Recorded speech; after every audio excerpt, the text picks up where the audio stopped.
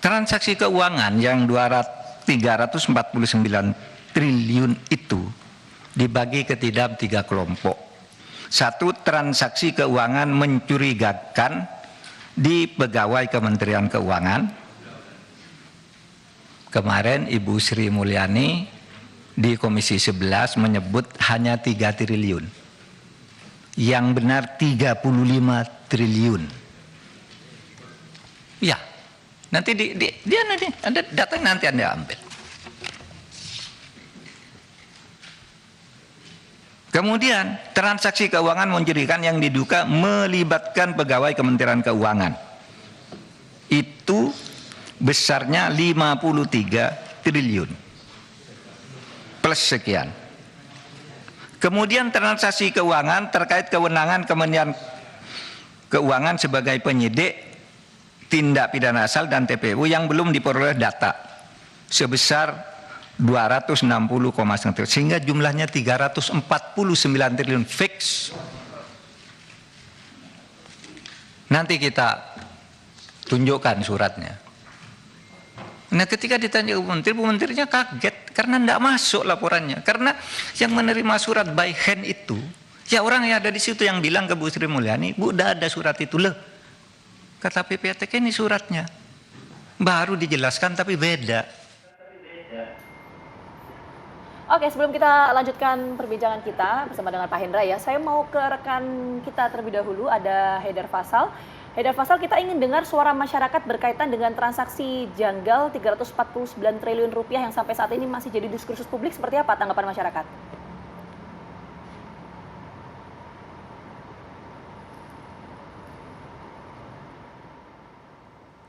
Ya, selamat pagi Bayu, Gina, dan juga pemirsa. Memang transaksi janggal senilai 349 triliun hingga sampai saat ini masih menuai polemik. Yang mana jika saya bisa kilas balik, Mahfud MD memang pertama kali menjadi orang yang mengungkap adanya transaksi janggal ini. Awalnya ia mengungkap ini terjadi di institusi Kementerian Keuangan. Yang kemudian memang namun Mahfud MD mengatakan bahwa transaksi janggal ini kemudian dikatakannya tidak menyangkut masalah korupsi melainkan tindak pencucian uang. Dan hal ini menjadi panas kemudian ketika DPR RI Komisi 3 mengancam melakukan tindak penjara saat kepada Mahfud MD ketika kemudian hal ini menjadi panas ketika kemudian Komisi 3 DPR RI mengatakan seharusnya para pejabat, pegawai PPATK, lalu juga penyidik ataupun penuntut umum yang mendapatkan dokumen mengenai angka-angka tersebut merahasiakan, tidak mengungkapkannya ke publik. Dan hal ini tentunya menjadi polemik di masyarakat dan tentunya saya akan mencoba bertanya kepada masyarakat mengenai polemik ini. Apakah mereka setuju dengan langkah yang dibuat ataupun yang dilakukan oleh Mahfud MD dengan mengeluarkan hal ini ke publik, ataukah mereka setuju dengan statement DPR yang mengatakan seharusnya Mahfud MD dan juga pejabat PPATK lainnya merahasiakan hal ini dari publik. Dan saya akan mencoba mewawancari salah satu masyarakat di sini. Sudah ada Bapak, boleh tahu namanya Pak? Pak Alek. Bapak siapa? Alek. Bapak Alek. Oke, Bapak Alek, bagaimana mengenai kasus 349 triliun yang diungkapkan oleh Mahfud MD kemudian menjadi panas ketika DPR RI menentang hal ini karena dianggap seharusnya Mahfud MD dan juga pejabat-pejabat lainnya bisa merahasiakan hal ini. Bapak mendukung langkah Pak Mahfud atau sebaliknya, Pak? Saya mendukung 100%. Alasannya?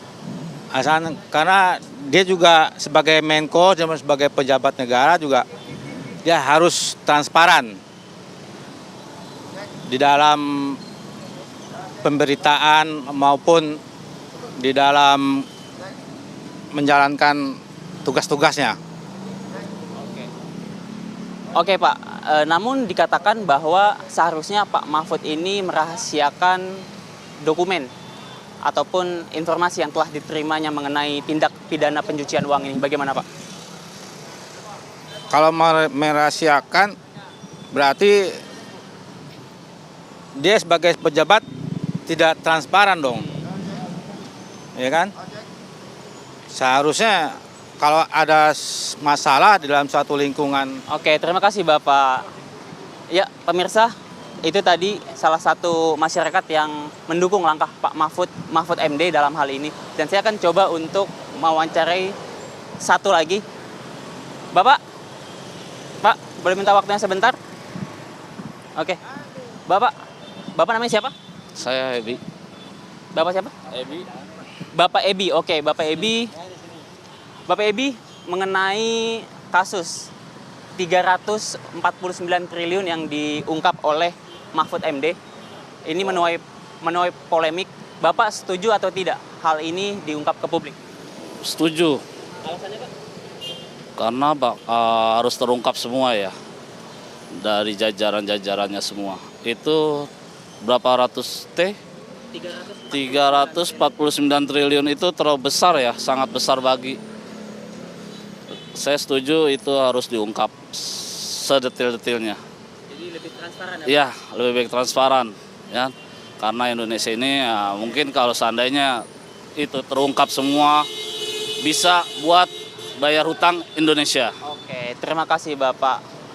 Ya pemirsa, itulah tadi berbagai pendapat yang dikemukakan oleh masyarakat yang mana memang banyak dari mereka justru malah mendukung langkah yang dibuat oleh Mahfud MD.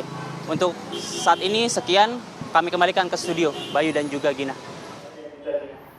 Baik, Fasal, terima kasih atas laporan Anda. Kami kembali berbincang dengan Pak Hendra. Pak Hendra, dengan angka 349 tadi sudah menjelaskan itu Pak Hendra. Tapi saya ingin membawa pemirsa juga agar ikut sama-sama concern gitu. Kenapa masyarakat Indonesia harus concern dengan isu ini, Pak? Gitu. Apa dalam kehidupan sehari-hari lah minimal gitu. Bagaimana dampaknya, Pak? Ya, jadi kan keuangan negara ini milik siapa? Milik masyarakat.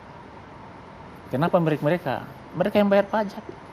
Jadi kalau misalnya pengelolaan pajak ini dikelola tidak dengan baik, dikorupsi, ya, yang kasus yang ramai lagi ini mengganggu belanja publik. Saya jelaskan tadi, postur APBN kita tahun 2023 itu dari sektor pajak pendapatan itu 2016 triliun. Defisit itu ya? Nah ini ditetapkan Dari pajak itu ya? pajak Oh, ya. oke. Kalau ini tidak mencapai target berarti nanti defisit. Kalau Oke. anggaran defisit itu kan mengganggu belanja publik. Nah biasanya kalau defisit itu pemerintah cari sumber-sumber penutupan defisit itu dari mana? Biasanya pinjaman. Nah pinjaman itu juga mengganggu APBN kita. Tidak liquid APBN kita nanti. Jadi wajar kalau masyarakat mengkomplain ini. Salah. Dan menurut saya apa yang dilakukan Pak Mahfud itu sudah benar. Transparansi itu kan bukan menjelaskan by name by address. Transparansi yang diajukan oleh Pak Mahfud itu kan jumlah yang Agregat ada. katanya. Ah, Ya. hasil dari rilis PPTK. Oke. Nah, menariknya gini Pak Hendra. Kalau tadi ini pengaruhnya signifikan sekali ya, terutama untuk keuangan negara ya. Terlepas dari jumlahnya berapa ya, karena ini masih ada perbedaan pendapat mengenai transaksi janggal ini. Ada yang bilang 35 triliun, ada yang bilang 3,3 triliun. Kita lepaskan dulu soal itu. Tapi kalau kita bicara konteksnya soal TPPU, kan sudah disampaikan oleh PPATK. Ini konteksnya TPPU. Ini kan interval waktunya yang disampaikan PPATK kan 2009 sampai 2023. Iya. Apakah dalam jangka waktu atau interval waktu itu, kalau kita bicara konteks TPPU, bisa dikembalikan untuk uang-uang yang masuk dalam kategori transaksi janggal Jadi itu? kalau sudah jadi kasus tindak pidana, itu hukumnya adalah negara menyita aset. Tapi dalam praktik selama ini, penyitaan terhadap aset dari hasil kejahatan itu tidak bisa menutupi kerugian negara. Kenapa? Ya mungkin aset mereka dari misalnya yang dikorupsi 200 triliun misalnya, yang disita mungkin hanya 20 triliun, tidak ada lagi. Oke. Itu problemnya di situ. Oke. Jadi sebenarnya karena ini kasus sudah diungkap, tidak ada cara lain. Penegakan hukum harus dilakukan. Oke. Kan udah PPTK udah rilis, apalagi KPK, kepolisian, kejaksaan segera bergerak Oke, artinya supaya uang itu menghilangkan perdebatan ini. Menko bilang, Menteri Keuangan bilang 3 triliun, Pak Mahfud bilang 50 triliun. Kalau misalnya PPATK memang menyebutkan sudah ada TPPU, artinya aparat penegak hukum sudah bisa masuk. sudah ada lampu hijau harus berarti, masuk, Pak. sudah harus. Jangan dibiarkan ini jadi perdebatan yang tidak ada ujung pohonnya. Oke, artinya harus ada pidananya dulu, baru kemudian ada perampasan aset. Ya. Artinya bisa mengembalikan keuangan negara tadi. Ya. Ada korupsi atau Ya, tidaknya itu harus didalami ditetapkan berarti ya. tersangkanya dulu, penetapan tersangka baru asetnya disita. Oke. Baik. Baik, terima kasih Pak Hendra atas waktunya terima kasih. dan juga informasi dan ilmunya ya, agar mudah-mudahan bisa membuat kita semua lebih paham konstruksi bagaimana isu ini kemudian masih terus menjadi perhatian kita semua. Dan kita kawal isu ini ya, Ya, Mbak ya, betul. tentunya soal transaksi janggal itu. Oke, kami jeda terlebih dahulu, masih ada beberapa informasi yang akan kami hadirkan sesaat lagi di Apa Kabar Indonesia Pagi.